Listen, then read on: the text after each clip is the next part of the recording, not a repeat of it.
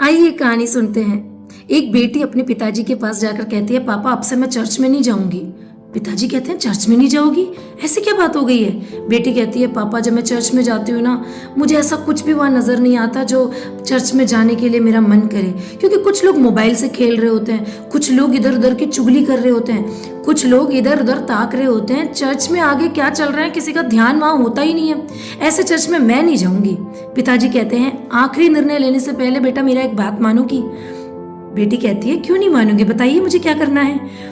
पिताजी एक ग्लास में पूरा पानी भरा हुआ उस बेटी को देखकर कहते हैं, इस ग्लास को लेकर उस चर्च के चारों ओर 3 बार तुम चक्कर लगा कर आओ। ध्यान देना, उसमें से एक बूंद पानी भी नीचे गिरना नहीं चाहिए।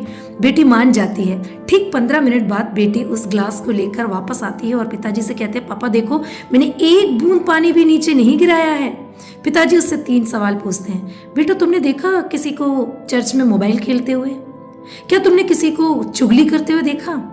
क्या तुमने देखा कि लोगों का ध्यान आगे की तरफ नहीं है, इधर उधर देख रहे हैं? बेटी कहती है, क्या बात कर रहे हो पापा, आपने ही तो कहा था कि एक बूंद पानी भी इस ग्लास में से नीचे नहीं गिरना चाहिए। तो मेरा ध्यान पूरे इस ग्लास और पानी पर ही था, मैंने कुछ और देखा ही नहीं।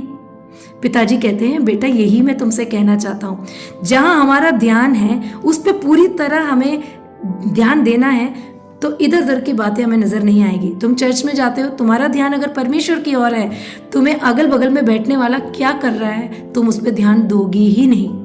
प्रियो, हमारे साथ भी ऐसा ही होता है। कितनी जल्दी हम लोग निर्णय ले लेते हैं ना कि वो लोग ऐसे हैं इसलिए मैं ऐसे वहां नहीं जाऊंगा, उन लोगों ने ऐसे किया इसलिए मैं अब से वहां जाना छोड़ दूंगा। लेकिन आपका ध्यान कहां पर है?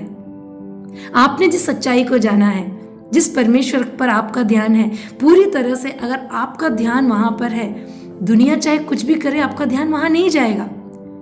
दुनिया में कई प्रकार के लोग हैं, वो कई सारी चीजें करते भी हैं, लेकिन हमारा ध्यान कहाँ है? हमारा मकसद क्या है?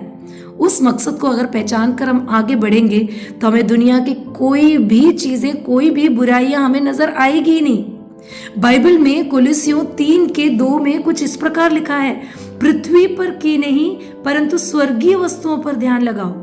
इसीलिए आने वाले दिनों में हमें परमेश्वर की ओर, स्वर्गीय वस्तुओं पर ध्यान लगाना है। अगल बगल में बैठने वाला क्या कर रहा है उस पर हमें ध्यान नहीं देना है। यदि हमारा ध्यान परमेश्वर की ओर है तो चाहे दुनिया में कुछ भी हो रहा हो, हमारा ध्यान वहां नहीं जाएगा और हमारा जीवन खुशहाली से आगे बढ़ेगा।